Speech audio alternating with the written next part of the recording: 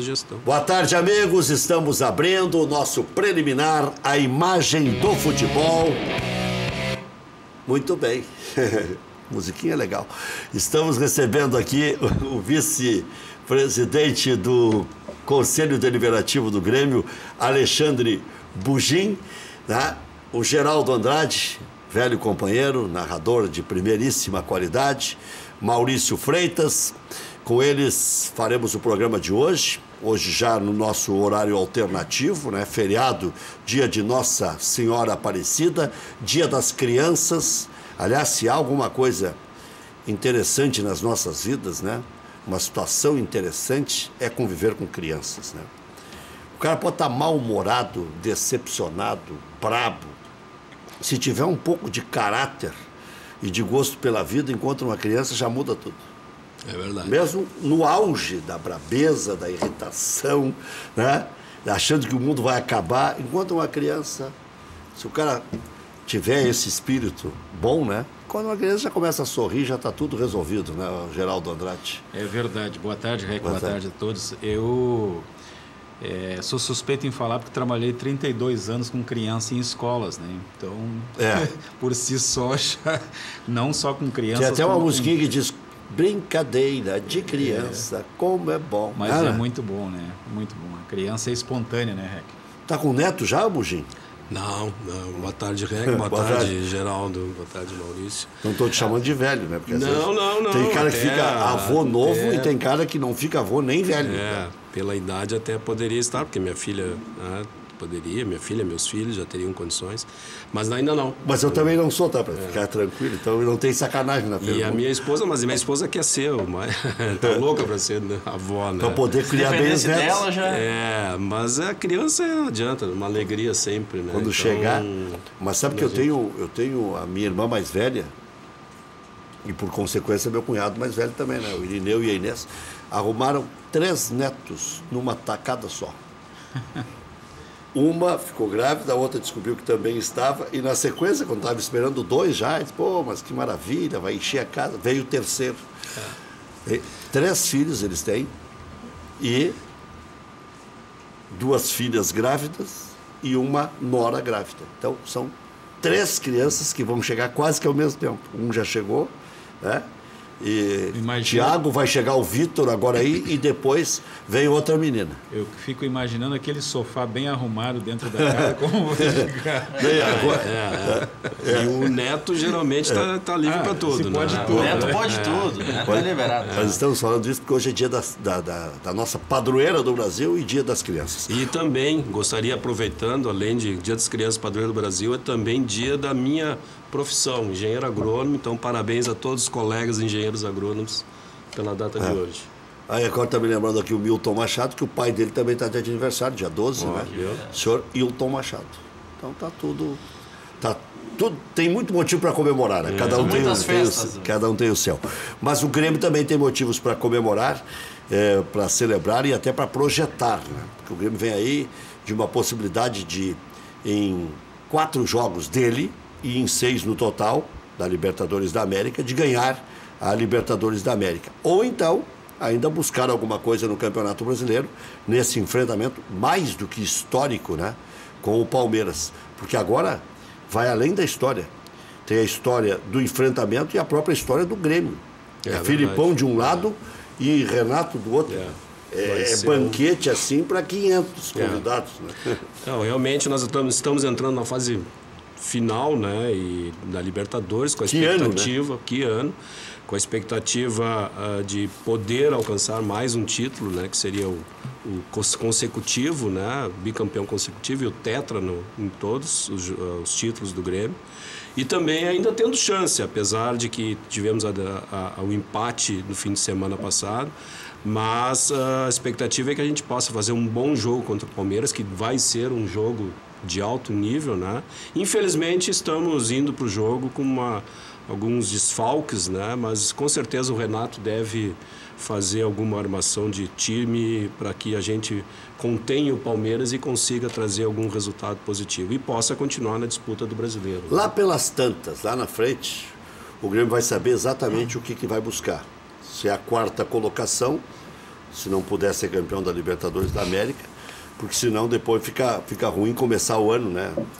Numa repescagem. Repescagem não, na primeira fase, aquela de mata-mata da... Aquelas fases preliminares. Da Libertadores da América. Então, o Grêmio agora não pode, por exemplo, administrar um empate amigo com o Palmeiras. Não. Que pode até prejudicar o Internacional lá pelas tantas.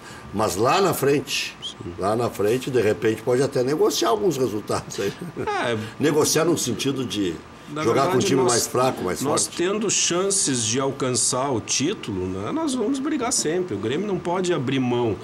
Tivemos ao longo do ano algumas estratégias, né, que o Renato utilizou de poupar jogadores. Algumas pessoas fazem algumas críticas, mas na verdade a gente vê que isso é necessário, porque não tem como acumular tantos jogos com tantos jogos importantes e decisivos, né, sem que o jogador se estresse fisicamente e emocionalmente. Quer dizer, além da questão do estresse físico, que isso pode ser medido e até poupado, mas às vezes o jogador entra em tantas decisões seguidas que acaba até emocionalmente prejudicando o físico, né? Uma questão que eu até quando aconteceu o jogo de sábado, e pode ser pensado, porque o Everton tem um rendimento altíssimo, né? Talvez aquela questão de ser desconvocado, ser convocado, a preocupação do jogador em, será que a torcida vai achar que eu estou querendo deixar o time na mão? Isso aí talvez emocionalmente não tenha prejudicado ele, provocado talvez uma lesão. Isso não tem como explicar, né? O emocional pesa muito. O emocional pesa muito. Os médicos dizem isso. Né? A famosa lesão por estresse.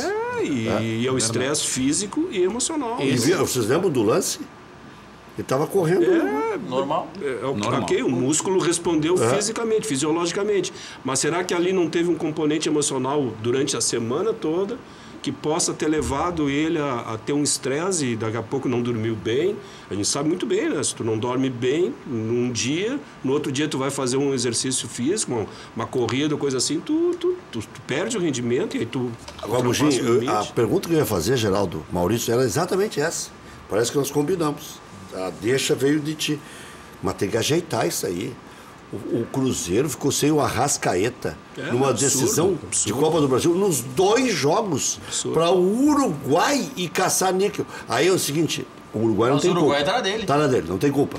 Mas nós temos que ajeitar. Você até ia usar essa expressão. Você que é um dos líderes hoje do esporte no Brasil, porque é vice-presidente de um conselho deliberativo de um time que está ganhando bastante.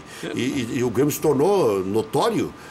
Agora, tem que resolver isso aí. No calendário do ano que vem, o problema é o mesmo. Pois é, a decisão da Copa do Brasil será... tem Copa América aí? A decisão da Copa do... Não, esse problema é o mesmo, porque esse ano teve Copa do Mundo, ano que vem tem Copa América. Mas o Grêmio vai ficar 1 ou 2 jogos já perdendo o seu estádio, que já tem problema com gramado, vai emprestar para terceiros, já tem mais shows do que esse ano, o ano que vem programado. Quer dizer, é duro, mas o problema é que ano que vem, a CBF já divulgou o calendário do ano que vem. A decisão da Copa do Brasil não será em outubro, como nesse ano, mas será em setembro. Melhora. Para antecipar um pouco. Melhora, mas é em data FIFA em setembro. O De Arrascaeta ano que vem estaria fora igual. O problema é o mesmo. De Arrascaeta, Kahneman e outros jogadores, né? Se o Grêmio estivesse na final, o Kahneman estaria fora. E aí fica uma briga interna. O Romildo, pelo Grêmio, né? Tu perguntaste pelo Grêmio, a nossa liderança máxima já esteve na CBF, né? Fazendo esse tipo de reclamação formal. Tinha solicitado, inclusive, na Comebol, que a Comebol agisse perante a CBF para que tratasse dessa questão do calendário, mas parece que na CBF, futebol brasileiro, no meu entendimento, assim, parece que as coisas não conseguem ver que nós estamos provocando vexames, né? 2014, naquela época, quando nós tomamos aquele 7-1 que a gente perdeu a Copa, eu pensei, seria bom se a CBF parasse por uns 3 meses para repensar o futebol, a estrutura do futebol brasileiro. Chamasse todas as lideranças de clubes, né, treinadores, tal, para fazer uma imprensa, inclusive. Aí o que eles fizeram? 30 dias depois contrataram o Dunga, que passou a ser o deus do... Ficou 2 anos, 1 ano e meio, 2 anos. Não, agora é o Tite, que passou a ser o Deus que manda em tudo. É isso. Quer dizer, não se repensa a estrutura do futebol brasileiro. É só ver as figuras que foram junto com o Dunga e o Tite. O Dunga escolheu o Gilmar Rinaldi, que era até então um empresário de futebol. Exatamente. E o Tite escolheu o Edu Gaspar, que não era do ramo. Não era do ramo. Mas aí, é que nessa questão do calendário, e aí o Bugim pode analisar isso também, a CBF, quando divulga o calendário, ela joga um pouco a responsa para os clubes, do porquê as coisas são desse jeito. A CBF lá no meio do texto de divulgação coloca, olha, os estaduais terão tantas datas por conta de acordos firmados dos clubes com a emissora de TV. Então a CBF diz, olha, eu não reduzo os estaduais porque vocês venderam os estaduais com tantas datas. Não é bem assim, né? A gente sabe disso, não é? É a justificativa dela, né? Ok, mas chama todo mundo numa mesa e vamos discutir. Mas, Bugim, o pontapé inicial, Geraldo, não seria adaptar o nosso calendário ao europeu? Porque a Argentina já fez isso. Não, é que a gente não... Imagina ter jogo em Porto Alegre do Campeonato Brasileiro em janeiro e fevereiro. Não tem a menor condição. Mas precisa ser... Bota à noite só. Mas não tem condições. A CBF nunca usou esse bom senso nos jogos no inverno. Por que vai usar no verão? Mas que aprendam a fazer calendário. Mas não aprenderam até hoje. Geraldo Andrade. O Maurício coloca uma questão importante, que eu acho que é a questão do bom senso, né? Eu estava pensando, quando você falava, Alexandre, que a CBF parece que administra qualquer outro tipo de esporte, menos o futebol, né? Não há um planejamento, isso é muito claro, não existe um planejamento da CBF com relação ao esporte, ao futebol no país. Mas isso, eu quero voltar à questão anterior, não passa necessariamente também pelos clubes, dos clubes se posicionarem, porque o que a gente vê às vezes, Alexandre, a própria eleição da CBF, ela é literalmente indicada, né? E os clubes não se manifestam em relação a isso. Com certeza, Geraldo. Eu também acho, então, eu acho que não está na hora dos clubes se darem conta disso. Eu acho que sim, com certeza. A gente sabe disso, né? E as tentativas que foram feitas de tentar, né? A gente sabe que esbarraram na questão dos interesses individuais. Quer dizer, o ano passado, quando se discutiu a questão do VAR no Brasileirão, né? Que os clubes, em princípio, a CBF repassou para os clubes o ônus financeiro de buscar patrocínio. Aí tem uma parte grande que queria, que o Grêmio e o Internacional estão dentro desse grupo. Aí tem alguns 4 ou 5 que não aceitaram e não querem. Então, o que se fez? Aí se nivelou por baixo. Então, não se faz nada. Mas é uma situação... Quer dizer, por que não se discute todo mundo? Bom, o que eu estou dizendo é que sentar numa mesa em que tem todos os elementos, né? Clubes, federações, a CBF, treinadores, imprensa, de uma forma crítica e construtiva, tu pode chegar à conclusão final dizendo o seguinte, não, o calendário atual é o melhor calendário que nós temos. Ok, pronto. Agora, uma coisa que está se reclamando, se impôs, está acontecendo. Então, aí aconteceu esse negócio da convocação do Everton. O Tite não soube explicar, né? Todos, né? Eu vi a tua crítica, inclusive, a semana passada. O Tite não soube explicar por quê, quando ele foi questionado, por que ele tinha convocado o Everton e os outros não. Né?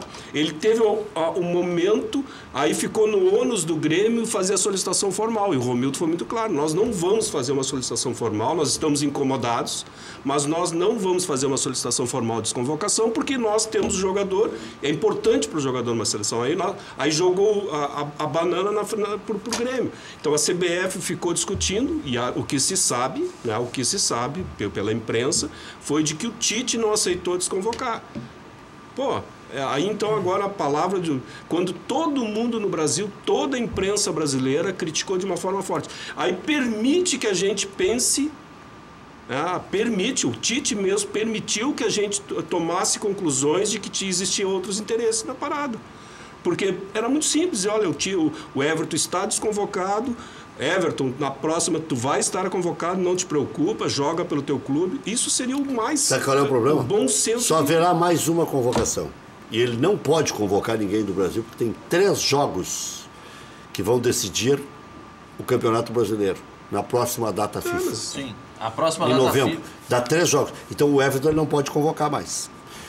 Então ele tinha que convocar agora para poder atingir um número X que tem que para ir para a Inglaterra. Bom, mas é aí que eu estou dizendo. Induz a pensar isso. Que exista Pode ser que não seja. Pode ser que não seja. Mas ele permitiu. Se ele dissesse, não é isso, é porque eu entendo que o Everton é essencial para esse jogo, como critério técnico, bom, mas ele não respondeu. Agora eu quero ver o seguinte, ó, eu acho que o Everton é melhor que os outros. Mas do meio para frente é onde nós mais temos opções. Tem Douglas Costa, tem Neymar, O Tyson, acho que ele esqueceu agora, depois da Copa do Mundo, mas tem o Rodrigo dos Santos, tem o Vinícius Júnior. O Rodrigo dos Santos ainda está cru, né? Mas tem o Everton. Mas eu estou falando para 2022. Tem todos esses aqui. Tomara que lá na frente ele não esqueça do Everton. Porque se o Everton é imprescindível agora... Tem que ser depois. E tem Dudu, e tem Keno, e tem não sei mais o que. Tem um monte de gente que pode se destacar ao longo do caminho. E até eu vou te dizer, o Everton nem vai ser mais jogador do Grêmio. Então não tem esse negócio de disputa Grenal, ou palpite clubista e tal, porque as pessoas distorcem o que a gente fala. Estou falando que lá na frente o Everton vai ter que ter esse mesmo carinho e ser imprescindível como foi agora. E por que o Tite, ao desconvocar o Everton na marra, porque se lesionou, não convocou o Dudu do Palmeiras? Que estava na lista dos 35. Estava à frente do Everton durante o período de Copa. E nós estamos ainda no ano da realização da Copa. Quer dizer, se o Dudu já estava na frente lá nos 35... Significa que estaria agora. E o Dudu está jogando muito. Está jogando muito. E aí o Everton foi desconvocado. Digamos que o Everton tenha passado do Dudu. Que o Dudu tenha ficado para trás. Mas daí ele corta. Aí ele convocou um que estava lá. Mas aí, o Edu. Rec tem alguns outros aspectos. Por que o Everton está sendo convocado agora? Versão do Tite, tá?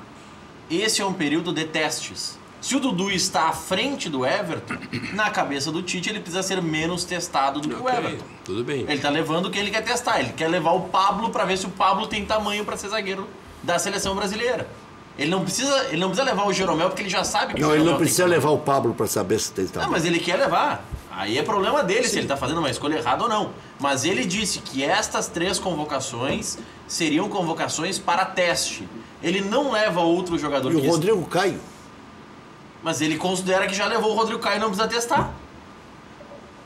É critério dele. Certo ou errado, bom ou ruim, é bom ser técnico da seleção brasileira. A gente pode fazer uma hora experimento, outra hora não sei o quê. E lá na hora H ainda fazem cacaca às vezes. E jogadores só que tem um detalhe, né, Maurício? Tudo bem, é teste, ok, eu concordo, acho que realmente é um critério. É a justificativa dele. Só que ele não pode responder a 20 dias atrás dizendo que o Santos estaria disputando a Libertadores e desconsiderou a disputa que o Grêmio tinha. E hoje o Grêmio, nós poderíamos estar disputando a liderança com o Palmeiras nesse jogo. Mas é que quando ele faz a convocação anterior, que aí deu a grita e o Grêmio estava gritando porque queria desconvocar jogadores por conta do Clássico Grenal, ele disse que nesta convocação ele só não levaria jogadores que estivessem envolvidos na final da Copa do Brasil.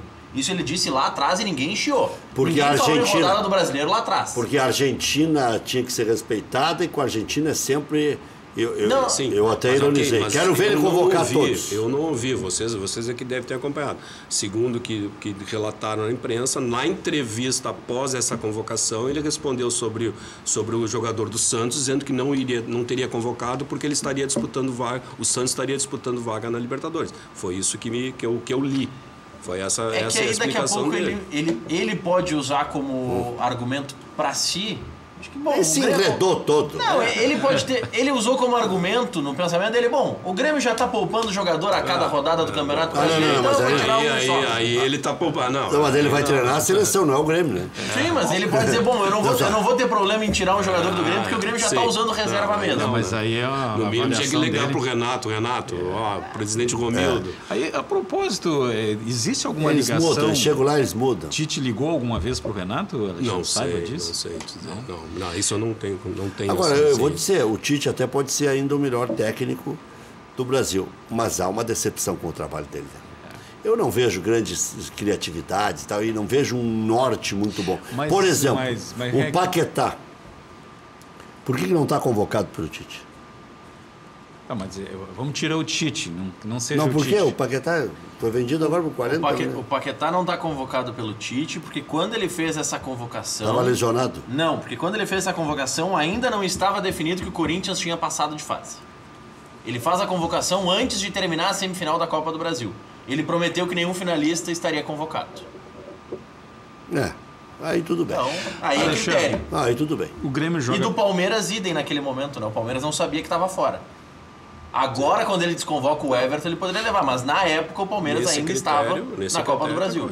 O Grêmio joga com o Palmeiras. Na sua avaliação, é um divisor de águas esse jogo, Grêmio e Palmeiras? Se o Grêmio vence, segue brigando para tentar chegar ao título, e se chegar a perder, não segue adiante, vai ter mais dificuldade? É claro que, naturalmente, né, se nós tivermos um resultado negativo, fica muito difícil, né, porque aí principalmente o Palmeiras vai se distanciar, né, mas nós estamos, essa aqui vai faltar daí 10 jogos, 9 jogos. 9 depois dessa 9. São 27 pontos ainda, e está muito parelho, né, tá tendo uma oscilação muito grande. O Palmeiras, pelo grupo que tem, e pela forma como está atuando, a tendência é que o Palmeiras seja o que esteja disputando realmente. O Palmeiras eu acho que vai estar disputando até o final. Né? Os outros, quais dos outros que vão estar disputando, vai depender dessa rodada e também São Paulo, Inter. Né? Bojinho, você vê que o Internacional tem chances? Olha, gostaria de, como torcedor, não como vice-presidente do conselho, gostaria de dizer que não, mas matematicamente e a qualquer momento o Inter deu uma baixada no rendimento. Eu acho que talvez tenha chegado no limite, né? E aí começou a apresentar uma queda de rendimento, e a não ser que reverta isso, né? Eu acho que os últimos 3 jogos do Inter mostrou que não está fácil para o Inter manter esse rendimento que vinha tendo, né, de vitórias até o Grenal. Vai torcer por um empate, amigo, entre Inter e São Paulo, ou vai torcer pelo São Paulo? Eu acho que eu vou secar, essa é certa. Agora, no final da história... Isso eu estou falando como torcedor. Institucionalmente, a gente sabe que é bom que estejam os dois clubes bens, né? Não, o que eu quero dizer em termos de pontuação, para favorecer o Grêmio. Eu acho que o empate seria melhor. Até o empate sempre é um empate do adversário, é o... Mas o São Paulo também não chegou nesse teto. Não, o São Paulo também. Eu acho que os dois vão estar jogando um jogo que, em termos de... Os dois estão caindo de rendimento, né? O São Paulo está absurdamente isso, né? Perdeu o Everton, o São Paulo.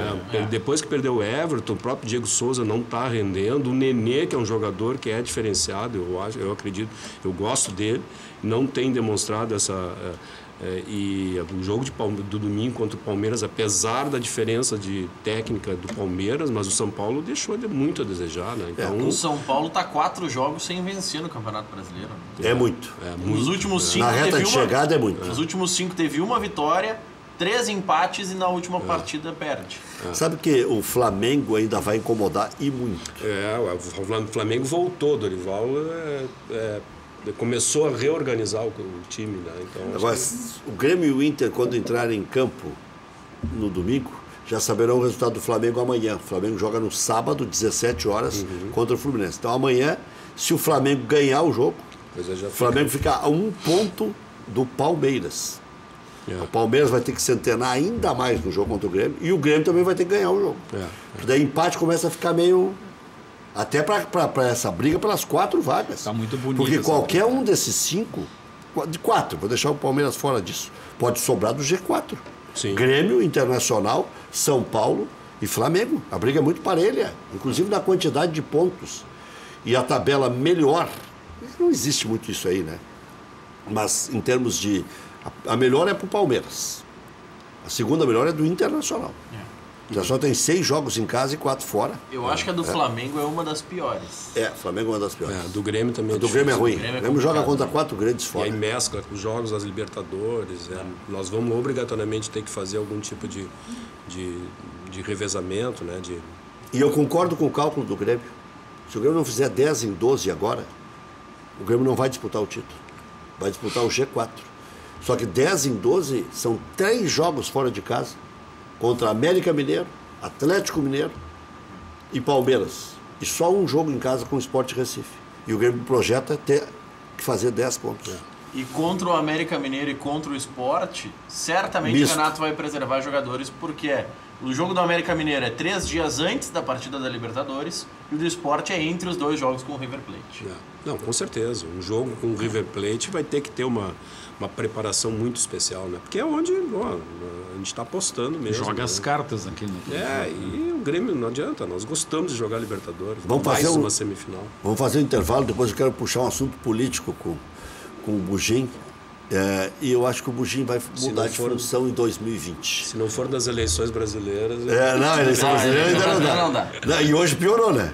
Começou o horário político hoje, já deu os doces. Agora nem letra dá para dar mais, que sai um cara te enquadro. Já voltamos.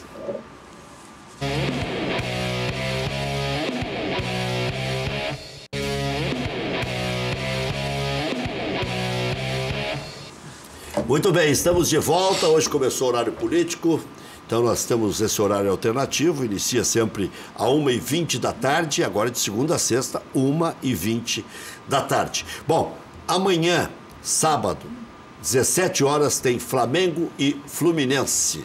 O clássico das multidões no Rio é Flamengo e Vasco, mas esse Flamengo e Fluminense sempre foi o mais acirrado, né? E, por fim, há até um distanciamento entre o Flamengo e o Fluminense, inclusive em orçamento.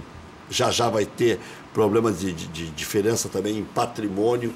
Já havia problema de diferença em torcida. E a arrecadação do Flamengo está muito, muito, muito maior que a do Fluminense. Mas a esperança de vários clubes, como Grêmio, Internacional, São Paulo, Palmeiras, de um empate amigo aí, né? Pelo menos entre Flamengo e Fluminense. O Fluminense é o 8º atualmente, luta por vaga na Libertadores da América, então seria interessante que o Fluminense tirasse uma lasquinha do Flamengo. Santos e Corinthians é jogo das 19 horas. Interessante, né? 17, 19 e 21 horas. Para quem vai ficar em casa, tá aí uma boa programação em meio ao feriadão, né? Bem em meio ao feriadão. Santos e Corinthians, 19 horas. O Santos luta por vaga na Libertadores da América. E o Corinthians, se for campeão da Copa do Brasil, que é difícil, não luta por mais nada. Senão vai ter que ganhar 8 partidas em 10 aí para ir para Libertadores da América do ano que vem e evitar uma crise. Já há críticas, inclusive ao técnico Jair Ventura. O Corinthians que tem hoje 10 pontos de defasagem para o Atlético Mineiro, que é o último do G6. Mas está em 9º ou 10º? O Corinthians é o 11º. 11º. Então vai ter que ganhar 8 em 10, porque tem que passar todos que estão na frente dele para chegar lá no G6. E se for G8 é um pouquinho menos, 7 vitórias ou 6 vitórias e 2 empates em 10 jogos. Bahia e Paraná também jogo do sábado. O Bahia joga só pela vitória e o Paraná, se perder, vai ter que ganhar todas as outras 9 para tentar escapar. Então já poderemos ter o primeiro rebaixado amanhã. E o Sargento Garcia vai ter que prender o Zorro também. Não, 2 Zorros. O Zorro original e o outro de 1,99. Eu acho que nem a torcida paranista acredita. Não, nem a mãe dos jogadores, nada. Tem como. Nada. A torcida do Paraná, que aliás já foi patrocinador master do clube, né? Sim. Para te ter uma ideia da excelência do trabalho do Paraná. Já teve sorteio do bife lá também. Né? No domingo, Chapecoense e Vitória, é jogo dos desesperados, confronto mais do que direto, é de voar pão da mala esse jogo aí. Vasco e Cruzeiro, o Vasco também já está num certo desespero. Vai ter que fazer 3 pontos, porque de 1 em 1 não vai escapar. Internacional e São Paulo é decisão. Também às 4 horas, o Vasco e o Cruzeiro às 4, Internacional e São Paulo às 4, Grêmio e Palmeiras e Grêmio lá em São Paulo. E às 19 horas tem Clássico Mineiro, Atlético e América. A rigor, esse jogo é mais decisivo para o América, que tem uma poupancinha de 2 pontos só. Está terrível a situação do América, 32 pontos. A qualquer momento, o Ceará, por exemplo, tem um jogo a menos. Se ganhar, já passa do Ameriquinha. Iria a 33. Então, o Ceará que não jogou na rodada anterior contra o Cruzeiro. Para se ter uma ideia da situação crítica que já vive o América também. E o outro jogo é Atlético Paranaense, que ainda sonha ficar entre os 8, e Sport Recife. O Atlético Paranaense que está vivo na Copa Sul-Americana, junto com Bahia e Fluminense. São 3 brasileiros entre 8 classificados. Atlético que enfrenta o Bahia. Enfrenta o Bahia, inclusive. E na segunda-feira tem Ceará e Botafogo. Também é briga de foice no escuro. São 10 jogos nessa rodada e 6 faixas de horário diferentes. Tem jogo, no sábado começa às 5, começa às 7, começa às 9. No domingo começa às 11, começa às 4 e começa às 7 da noite. E na segunda às 8.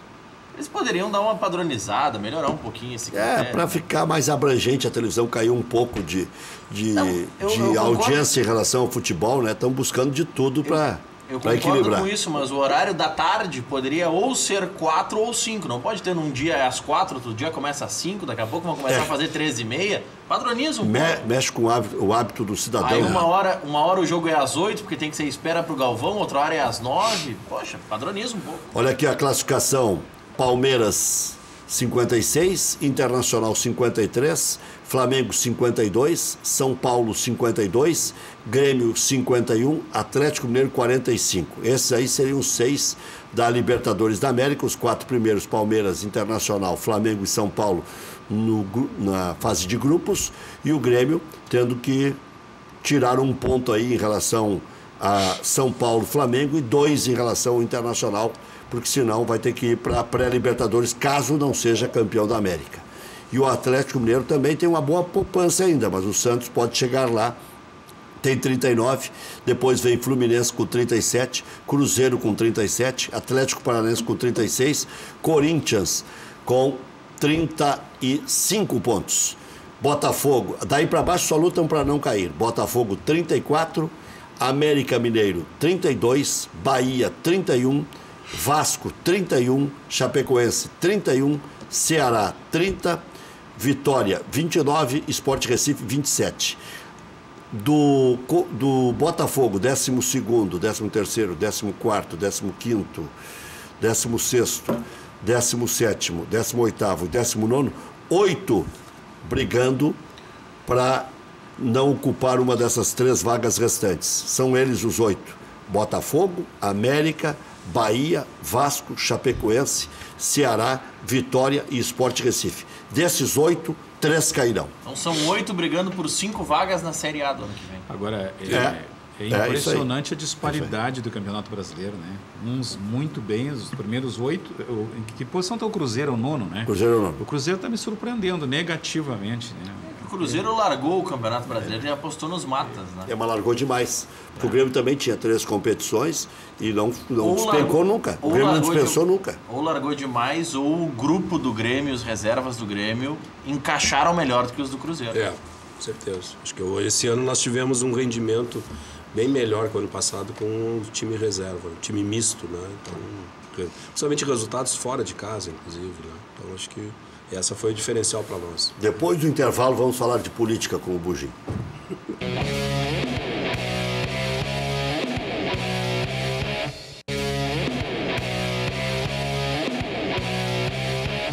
Projeto Casa Nova, Madelomba e Construlomba.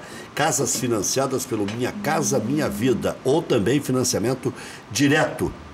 Hoje é feriado, dia de você conversar com a família, né? Vamos fazer a nossa casinha, melhores condições para você construir a casa dos sonhos, tudo cabe no seu bolso. Casas de extrema qualidade na Grande Porto Alegre e também no litoral. Mais informações, 3596-1048, plantão de vendas 98631-7709. Fale agora com o Fernando. Fale lá, liga para o Fernando, está aí o número na tela, número do celular 98631-7709, vai sair negócio. E aproveite que hoje você tem mais tempo, olha a excelência das casas, Madelomba Casa e Construcão.com.br. Visite aí a página na internet e você vai ver a categoria. O material é de primeiríssima qualidade. Cachorro Quente do R, o original, em frente ao Colégio Rosário, onde o Alexandre Bugim ia namorar na época. Desde 1962, na época que é agora também. Fila do Cachorro Quente. Conquistando os clientes com nosso atendimento pessoal e o inigualável molho. Ainda é um acontecimento ir lá visitar o Cachorro Quente do R. Atende diariamente das 11 da manhã à meia-noite. Não tem franquias, não tem filiais. Cachorro Quente do R, o mais tradicional de Porto Alegre. A última vez que eu fui lá com o André Damasceno, ver. Antigamente eu queria namorar, agora vai junto com o André Damasceno para dar umas risadas. Antigamente tu podia ficar na fila ali tranquila, meia-noite, não tinha problema nenhum de segurança. Hoje tu não consegue mais. Não, pode pegar ali tem. Ali é seguro. Ali é seguro. Não, e tem inclusive a Brigada Militar ali com... mas para chegar lá... A praça está bem iluminada também, ali a Praça São Sebastião. Deram uma melhorada 200% graças ao Cachorro do R. Padaria Laude. Faça seu encontro de negócios ou confraternização na Padaria Laude. Espaço para reuniões com até 20 pessoas. Confira também vasta linha de produtos com receitas exclusivas, algumas da época da vovó, viu, Geraldo Andrade? Padaria Laude, Assis Brasil 641. Encomendas 3362-2020. E aí uma peculiaridade, né? O Edson, que é o proprietário, mostra como se faz e viaja o mundo inteiro para buscar novidades. FAC, materiais de construção. Sua reforma do alicerce ao telhado. Ligue 3466-6133. fache.com.br. Vem aí, né, o baile do seu Wilson FAC lá, né? Esse homem, além de ser um cidadão, ele se preocupa muito com as parcerias, né? Todo mundo envolvido na construção civil aqui de Canoas e da Grande Canoas, né? Tem esse baile que é tradicional. Eu e o José Odoraldo Medeiros Pinheiro, conhece? Sim. Somos os apresentadores, os animadores do baile. E depois vamos ali pro... Dançam juntos? Também, se for o caso. Geral, o Zé Aldo é inofensivo. Aquele baixinho. Será que ele diz o mesmo de ti? Acho que ele não arrisca tanto, né? Mas o baixinho é ligeiro e metido a dançador ainda, né? O Zé Aldo tem uma história muito engraçada. Uma vez que ele andava narrando um jogo, que ele perguntou para um repórter assim: como será o nome do pai do Pedro Júnior? Qual seria o nome do pai? Mas que filho da mãe esse Geraldo. Você vai ter que saber o sobrenome, né? Mas é grande figura, meu amigo, gosto muito dele. Deve ser Pedro alguma coisa, né? Nome completo. Não, perguntou o nome, só o nome. Não, só falta ele perguntar o nome completo. Né? Aí... Bugim, você vai para o Conselho de Administração na próxima? Carlos Biderman vai ser candidato à presidência do Grêmio? Não. Não. Bom, você tem ouvido isso? Não. Não. Primeiro que nós estamos há 1 ano, né, das eleições. Não existe na agenda atual nossa, do Conselho de Administração, essa discussão sobre questão política, nem dos movimentos, para o ano que vem, em termos eleitorais. Né? O presidente Romildo, enfim, que é quem vai começar a conduzir esse processo, e certamente somente depois do primeiro semestre, né, do ano que vem. Não existe nada. Hoje eu sou vice-presidente do Conselho, o presidente é o Carlos Biderman. Nós não conversamos ainda de uma maneira alguma sobre o processo eleitoral, né? Enfim, acho que nós temos bastante coisa no clube a ser feita ainda antes de iniciar essa questão política do processo eleitoral, né? Existe intenção, isso sim, o presidente Romildo e nós também do Conselho estamos trabalhando. Eu acho que dentro do Grêmio, nos últimos 2 anos, desde que se mudou a configuração do estatuto em relação à questão do tempo de... Tem normas mandato, rígidas, né, para tornar o clube ainda mais sério.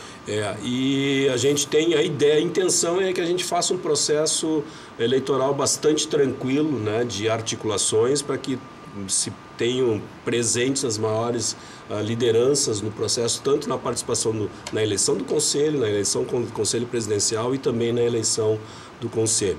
Mas não é o momento e com certeza acho que isso aí só vai iniciar essa conversa a partir do primeiro semestre do ano que vem.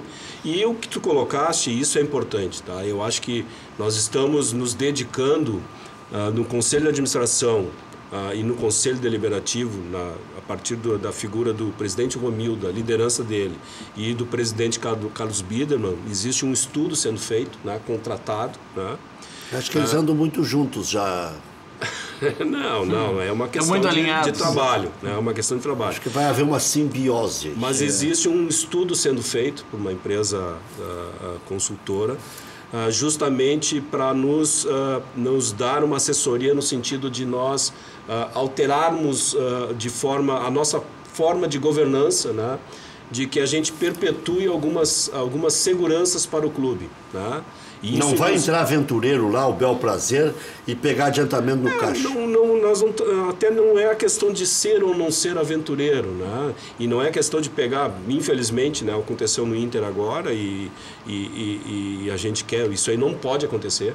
Mas tem muitas outras questões que envolvem as decisões de um conselho de administração, de um presidente do conselho de administração e um conselho deliberativo e de própria governança do clube, que depende de procedimentos, depende de dispositivos, né, que tem que estar regrados de uma forma muito clara e com conhecimento e transparência para todo o clube, de uma forma do conselho político e dos executivos todos, né? Então, regramentos de controles, regramentos de decisões, alçadas de responsabilidades, né, para que o clube tenha essa preocupação de que, independente de quem for o presidente no futuro ou a gestão, esses regramentos estejam muito claros de uma forma. Porque hoje nós temos questões legais, né, a questão do Profut, a legislação, né, que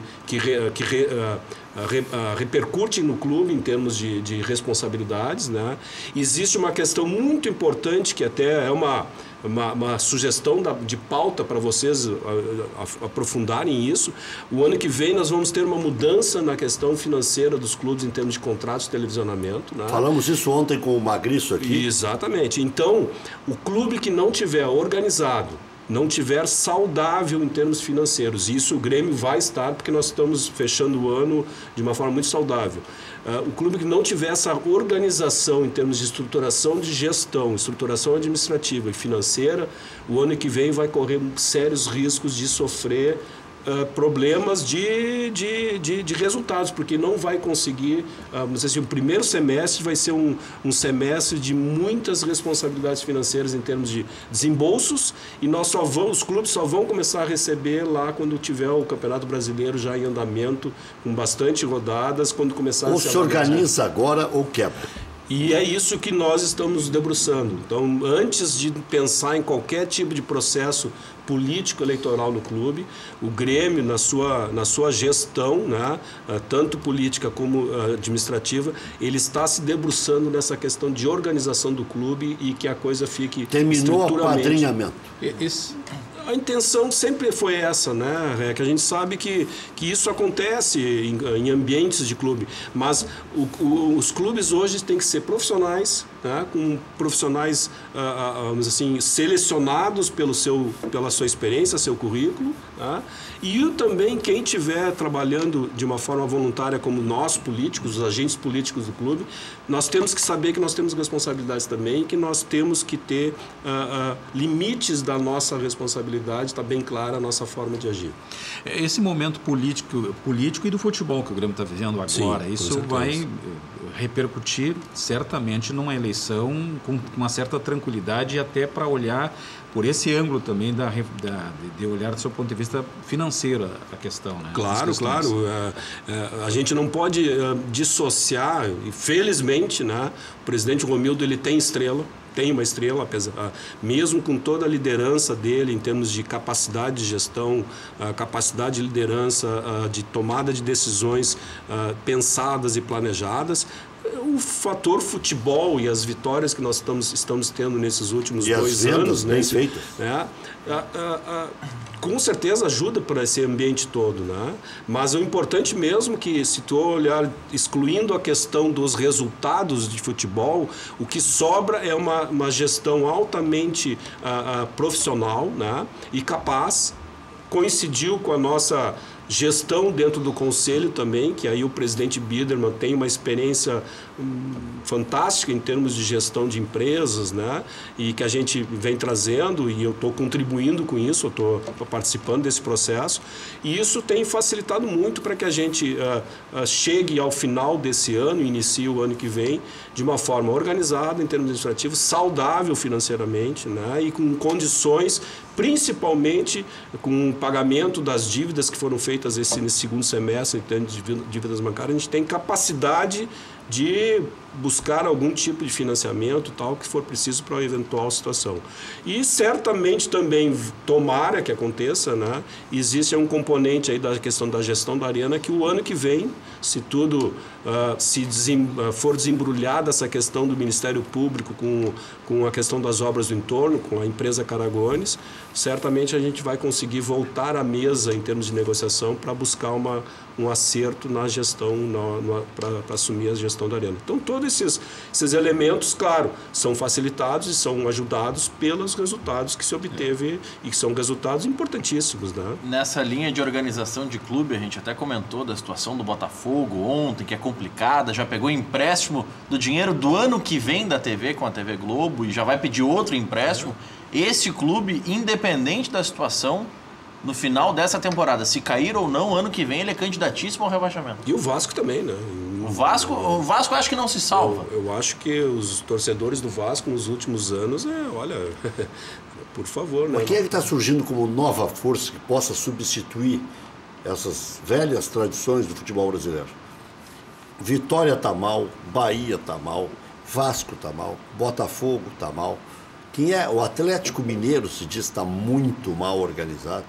Mas o Atlético Mineiro está mal organizado, mas está construindo estádio. Tinha patrimônio, vendeu o shopping, né, para construir o estádio. O Atlético Mineiro é um dos clubes mais endividados no Brasil, né? Acho que talvez seja o maior. Bi. Mas com relação mais que o Botafogo dá 700 milhões. O Inter deve 700 também, mas o Inter tem aquela história de que quanto vale o seu patrimônio e tal, que diminui para 350. Mas é bastante também. É porque entra a dívida do estádio no cálculo e a dívida não cabe ao Inter e sim ao parceiro, né, Andrade Gutierrez. Mas com relação à audiência, vai ser muito difícil substituir, por exemplo, Botafogo e Vasco pela exposição que eles têm na TV. O Fluminense também. O América Mineiro, o América Carioca um dia teve também. Mas é que agora... A Portuguesa de Desportos, com toda a dificuldade, tinha uma torcida pequena, mas tinha um bom nome. Juventus tinha um bom nome. Foram indo, vocês vai, né? O Vasco, o Botafogo e o Fluminense estão indo nesse caminho, mas a TV segura eles, porque a TV é carioca, eles são cariocas. Mas a TV tem que se segurar ela própria daqui a pouco, né? Porque também está ficando difícil. Os clubes... O Grêmio está... Está baixando salário para liberar para fazer publicidade, né? Para ver se reduz um pouco. Mas o Grêmio que fez de mais correto, entendeu? Foi o investimento nele próprio. Os jogadores foram recomprados pelo Grêmio. Ao invés de trazer um monte de aventureiro para cá, o Grêmio e outra questão quantificou quanto valia cada um. E outra questão importante, né, com essa venda do Arthur, se fosse no passado ou qualquer outro clube aí, compraria 8. Receberia 100 e tantos milhões, então gastaria 60 para comprar um jogador, um ou dois jogadores muito bons. Nós não fizemos isso. O Grêmio da venda do Arthur gasta 20 milhões. A decisão de gestão foi utilizar esse valor, a parte principal desse valor para fazer a recomposição das dívidas do clube. E isso foi extremamente importante, né? É fundamental, mesmo sabendo que possa ter algum tipo de crítica, que nós não perdemos o Arthur, não conseguimos repor, tal, da mesma qualidade, tal. Mas já tem Matheus Henrique, já tem Jean-Pierre. Eu usei uma expressão ontem com o Magriço e repito aqui: o Grêmio não tem pressa. Essa é a melhor coisa, porque quando a pressa... Não tem pressa porque não está apertado. Não está apertado, não precisa vender a qualquer preço, não precisa promover a qualquer preço. E existe uma geração da base vindo aí, que o que tá vindo já está muito bem, e existe uma outra geração aí que, olha, vai trazer muita coisa boa. Bom feriado, se beber não dirija, aproveite bem, não brinca a patroa. Obrigado, Bugim, obrigado, Geraldo.